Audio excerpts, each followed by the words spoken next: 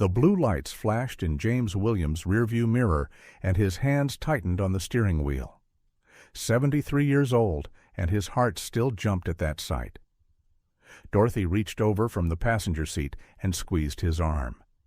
52 years of marriage, and she knew. She always knew. "It's okay," she said quietly. "We didn't do anything wrong." James pulled their sedan to the curb on Maple Street, 3 blocks from the house they'd owned since 1978. The house where they'd raised 3 children. The street where they'd watched neighbors' kids grow up, where they'd shoveled snow for elderly Mrs. Chen before she passed, where every shop owner knew their names. He rolled down the window and placed both hands on the steering wheel where they could be seen. Dorothy folded her hands in her lap. They'd had this conversation with their children too many times. The talk, the rules, the things you do to stay safe. The officer who approached was young, maybe 30, with a crew cut and mirror sunglasses even though the sun was already setting. His nameplate read, Brennan. His hand rested on his belt, close to his weapon, as he stopped beside James's window. "License and registration," Brennan said. No greeting, no explanation. "Yes, sir," James said. His voice was steady, respectful. "May I ask what I did wrong?" "License and registration. Now." James reached slowly for the glove compartment, narrating his movements. "I'm reaching for my registration now. It's in the glove box." His hands trembled slightly, not from guilt, from the weight of 73 years of moments like this, accumulated and heavy. Dorothy opened the glove box carefully, extracted the registration, and handed it to her husband. James passed it through the window along with his license. Brennan studied the documents, his jaw working. His partner, an older officer named Hayes, had positioned himself near the passenger side, watching, silent, observant. "This your current address?" Brennan asked, pointing to the license. "Yes, sir. We've lived there since 1978. 46 years. 46 years, Brennan repeated, his tone suggesting disbelief. "In this neighborhood?" Dorothy's hand found James's arm again. Her grip was firmer now. She knew that tone. They both did. "Yes, sir," James said. "We raised our children there. It's our home." "Step out of the vehicle." James's heart hammered. "Sir, I don't understand. What did I do wrong?" "I said step out of the vehicle." Brennan's hand moved closer to his weapon. "Don't make me ask again." Dorothy spoke up, her voice calm but firm. "Officer, my husband has done nothing wrong. We were simply driving home from church. We attend Riverside Baptist, just 2 miles from here. Pastor Williams can verify—" "Ma'am, I need you to be quiet." "We have rights," Dorothy continued. "We have the right to know why we're being stopped." Brennan's face hardened. "Your husband ran a stop sign. That's why you're being stopped. And if you don't cooperate, we can add obstruction to that." James hadn't run a stop sign. He knew every stop sign in this neighborhood. He'd been driving these streets for nearly half a century. But he also knew how this worked, how quickly it could escalate, how a routine stop could become a tragedy. "I'll step out," James said quietly. He looked at Dorothy. "It's okay." But it wasn't okay. Nothing about this was okay. James opened his door slowly, keeping his hands visible. His knees ached as he stood. Arthritis had been bothering him more lately, and the movement was stiff, careful. He was wearing his Sunday clothes, a button-down shirt, pressed slacks, the shoes Dorothy had shined for him that morning. "Turn around. Hands on the vehicle." "Sir, I'm 73 years old. I have arthritis. I'm not a threat to—" "Hands on the vehicle. Now." James complied, placing his palms on the warm metal of the car roof. The position made his shoulders ache. Behind him, he heard Dorothy's door open. "Ma'am, stay in the vehicle," Hayes said, speaking for the first time. "I will not," Dorothy said. "That's my husband. We've done nothing wrong, and I won't sit here while you treat him like a criminal." Dorothy Williams was 70 years old, barely 5'3", with silver hair she wore in neat braids. She'd been a teacher for 37 years.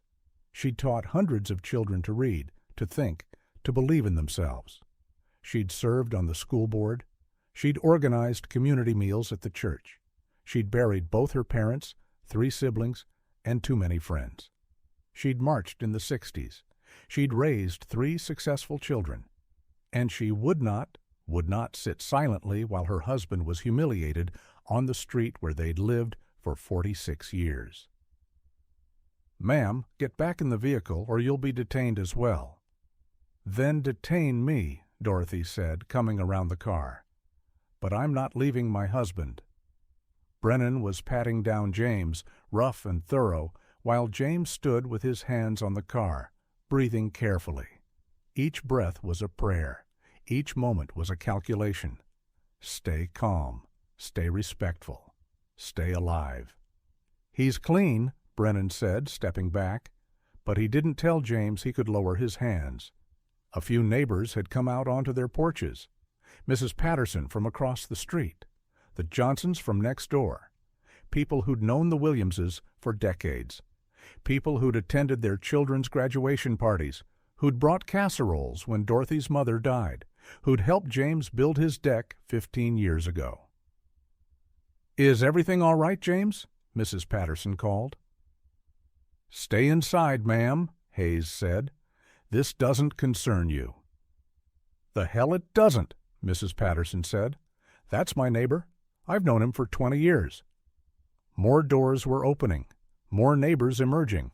The community that had watched the Williams children grow up, that had celebrated with them, grieved with them, lived alongside them for nearly half a century. "Sir, can I lower my hands?" James asked. His shoulders were burning now, the arthritis making the position increasingly painful. "Not yet. We're going to search the vehicle." "You don't have probable cause to search our vehicle," Dorothy said. Her voice was shaking now, but not with fear, with anger, with the accumulated weight of every indignity, every assumption, every moment of being treated as less than. "Your husband ran a stop sign. That gives us cause." "He did no such thing, and you know it." Brennan turned to face Dorothy fully. "Ma'am, are you calling me a liar?" The moment stretched, taut, dangerous. James could see it in Brennan's posture, in the way his hand hovered near his belt. He'd seen this before. He knew how it could end. "Dorothy," James said quietly. "Please." "No," she said. "No, James, not this time." She pulled out her phone. "Put that away," Brennan said immediately. "I'm calling our son," Dorothy said. "I have the right to—" "I said, put it away." Hayes stepped closer to Dorothy, his hand extended. "Ma'am, I need you to hand over the phone."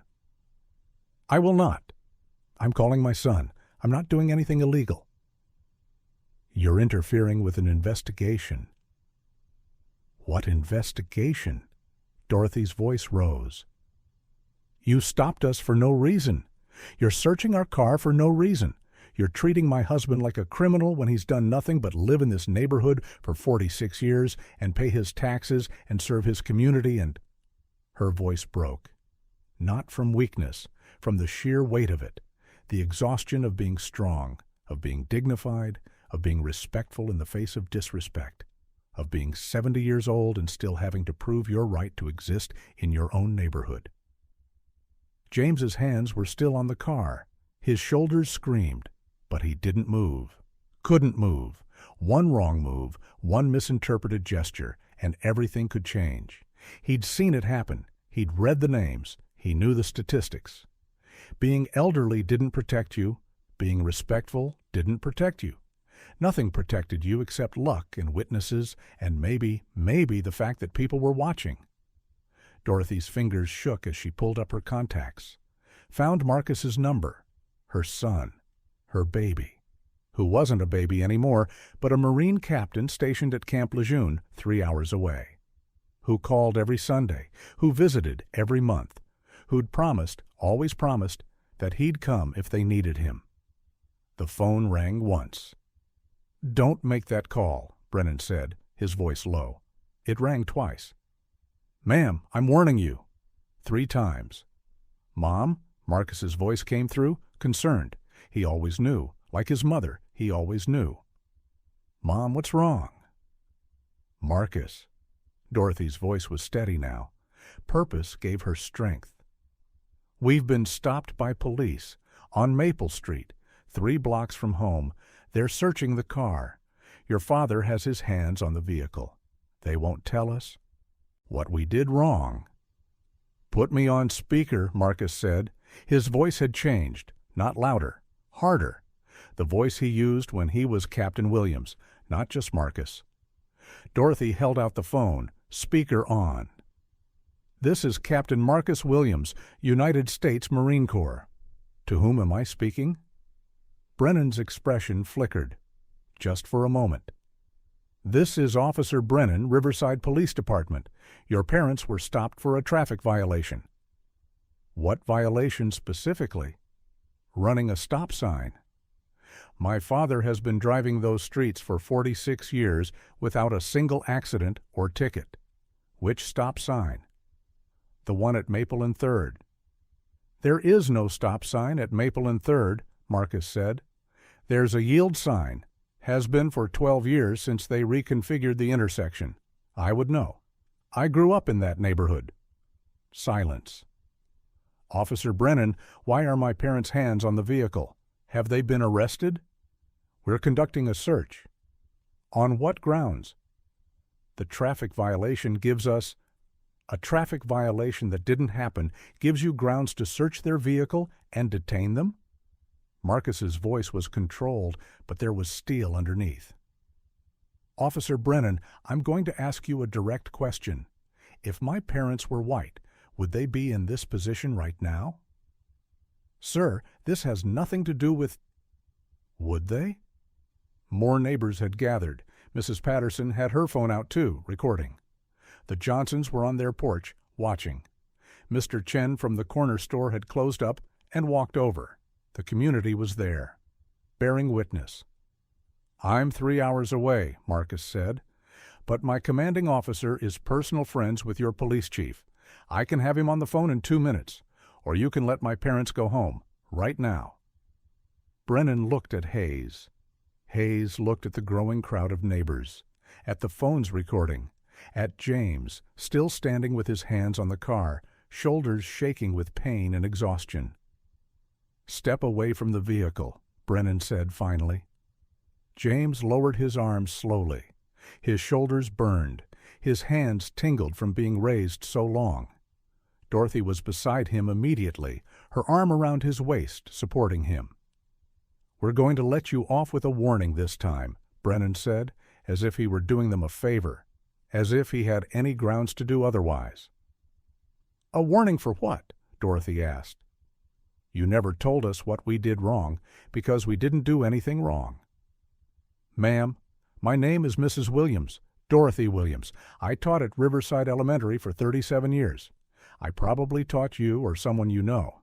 And I'm tired. I'm 70 years old, and I'm tired of being treated like I don't belong in my own neighborhood." Marcus's voice came through the phone, still on speaker. "Mom, Dad, go home. I'm getting in the car now. I'll be there in 3 hours." "You don't need to drive all the way," James started. "I'm already in the car, Dad." "I'll see you soon." The line went dead. James and Dorothy stood on the sidewalk, surrounded by their neighbors, while Brennan and Hayes got back in their patrol car. No apology, no acknowledgement, just the blue lights turning off, the engine starting, the vehicle pulling away. Mrs. Patterson came down from her porch. "I got the whole thing on video," she said. "Badge numbers, everything." "Thank you, Helen," Dorothy said. Her voice was steady, but her hands were shaking now. The adrenaline was fading, leaving exhaustion in its wake. "Come on," James said quietly. "Let's go home." Their home, the one they'd lived in for 46 years, the one they'd raised their children in, the one they'd made 1,000 memories in. the one they'd never thought they'd have to justify living in. They drove the 3 blocks in silence. James's hands were steady on the wheel now, but something inside him felt broken, not shattered. He'd been through too much to shatter, but cracked, worn, the weight of 73 years pressing down. Inside, Dorothy made tea. It was what she always did in moments of crisis, tea and quiet, and the ritual of normal things. James sat at the kitchen table, the same table they'd bought in 1979, and stared at his hands. "I'm sorry," he said finally. Dorothy set down the teacup sharply. "Don't you dare apologize. Don't you dare." "I should have just what? Been more respectful?" "You were perfectly respectful, more respectful than they deserved. You did everything right, James, everything, and it still wasn't enough, because it's never enough." She was crying now, not loudly. Dorothy Williams didn't do anything loudly, but tears ran down her cheeks and her hands shook as she lifted her teacup. 52 years, she said. "We've been married 52 years. We've lived in this house for 46. We've paid our taxes. We've served our community. We've raised 3 good children. Marcus is a Marine captain. Sarah's a doctor. David's a teacher. We did everything right, and we still have to prove we belong here." James reached across the table and took her hand. His grip was firm despite the tremor, despite the arthritis, despite everything. "We do belong here," he said. "This is our home, and nobody gets to tell us otherwise." They sat like that, hands joined across the kitchen table, until the doorbell rang 3 hours later. Marcus Williams stood on the porch in his dress blues, captain's bars gleaming, service ribbons displayed.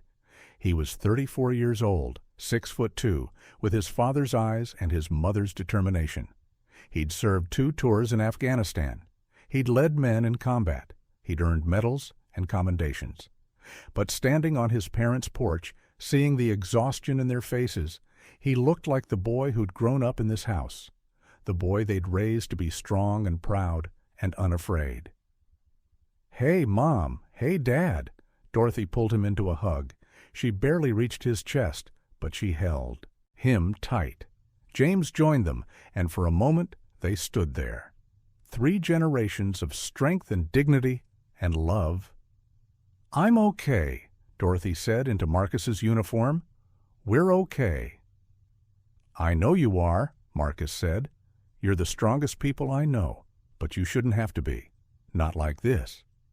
They went inside, made more tea, sat around the same kitchen table where Marcus had done his homework, where they'd celebrated birthdays and holidays, where they'd had 1,000 family dinners. "Tell me everything," Marcus said. So they did, every detail, every word, every moment of standing there with hands on the car, shoulders burning, while neighbors watched and phones recorded, and the weight of history pressed down.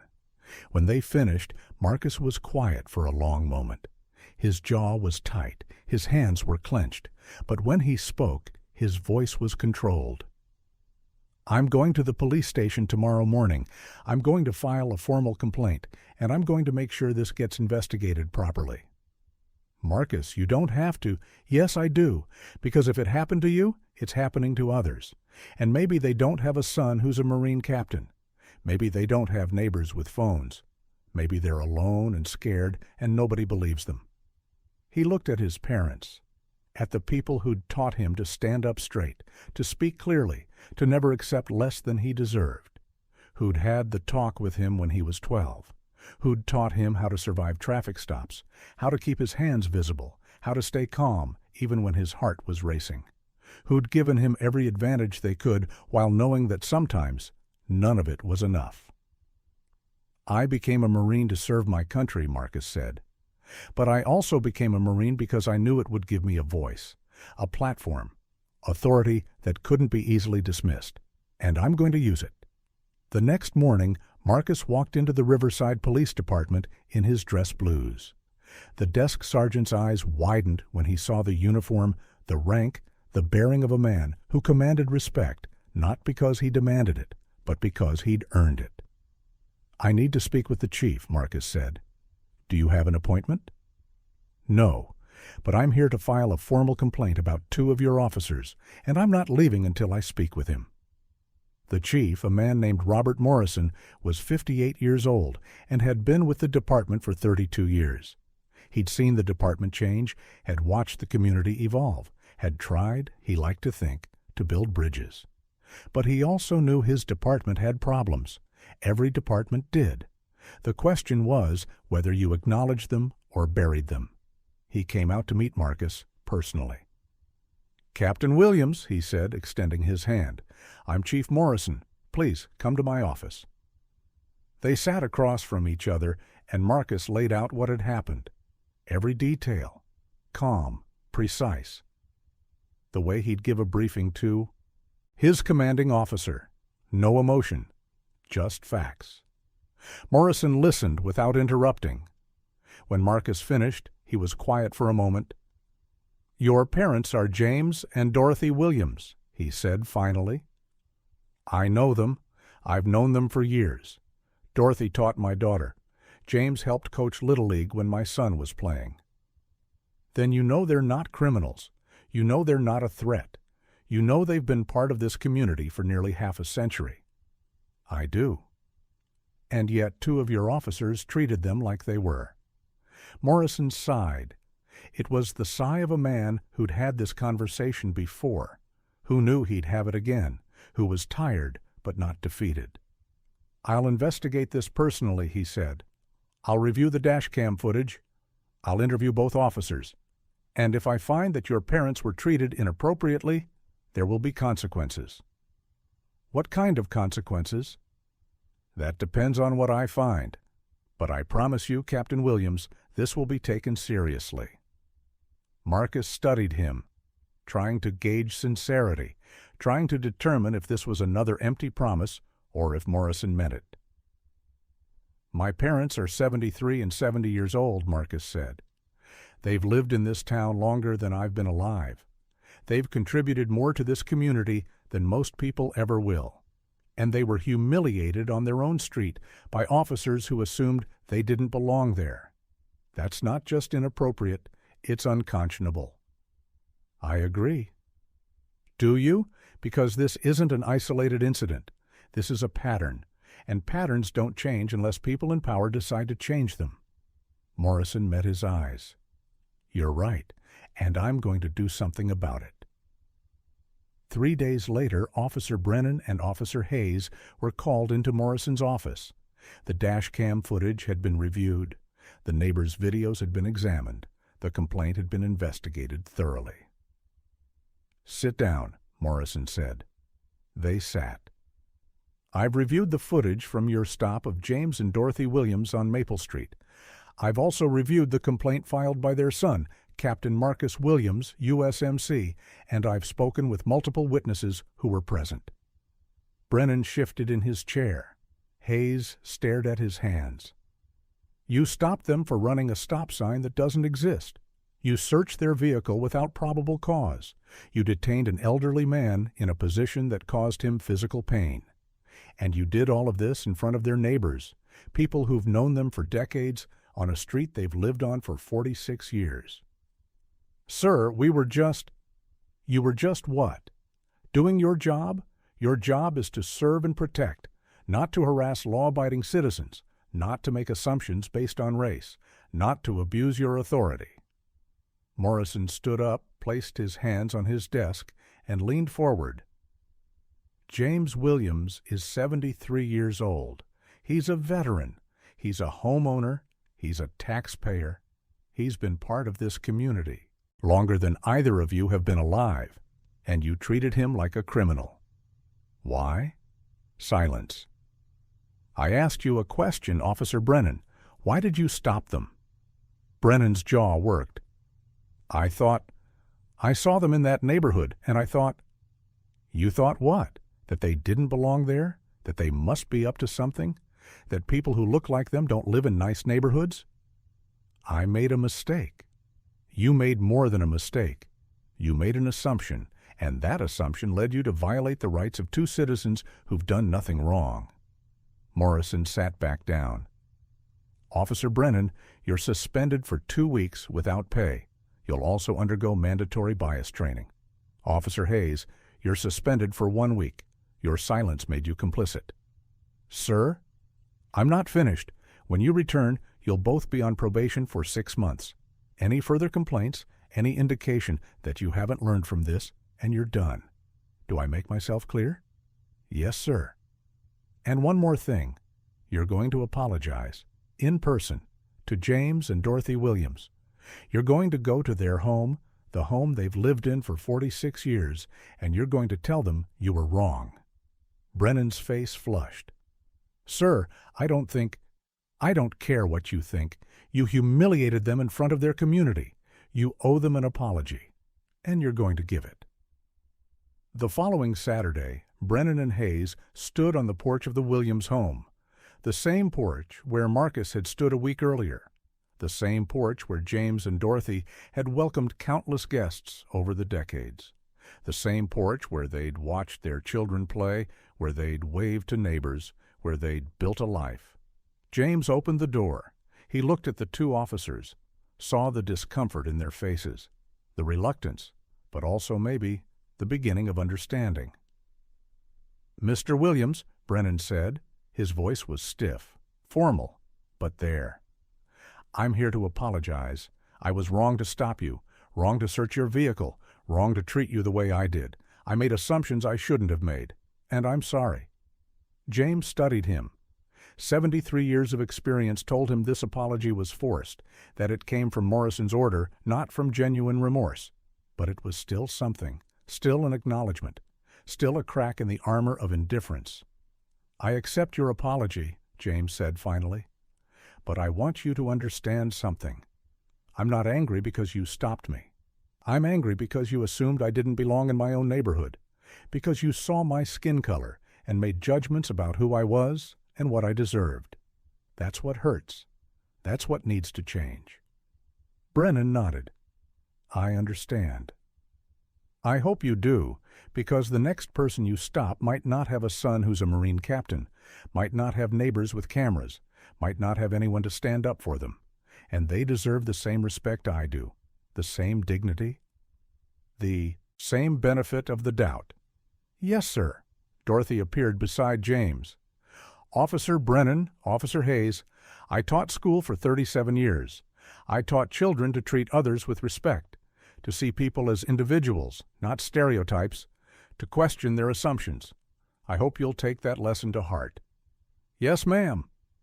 They left, the apology given, the suspension served, the training scheduled. But James and Dorothy both knew that real change was slower, harder, that one complaint, one suspension, one forced apology wouldn't fix systemic problems. But it was something. Marcus stayed for the weekend. They had dinner together, Dorothy's pot roast, the one she'd made for every Sunday dinner when Marcus was growing up. They talked about his work, his life, his plans. They didn't talk about the traffic stop, didn't talk about the fear, the humiliation, the exhaustion of being strong. Instead, they talked about the future, about Marcus's upcoming promotion, about Sarah's new practice, about David's students, about the grandchildren who were growing up in a world that was different from the one James and Dorothy had known. Better in some ways, still struggling in others. I'm proud of you, James said as Marcus was leaving. Not because you're a Marine captain, not because you stood up for us, but because you're a good man. You and your brother and sister. That's what matters most. Marcus hugged his father, felt the strength still there despite the age, despite the arthritis, despite everything.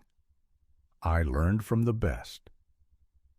After Marcus left, James and Dorothy sat on their porch, the same porch where they'd sat for 46 years, watching the neighborhood, watching the seasons change, watching life unfold.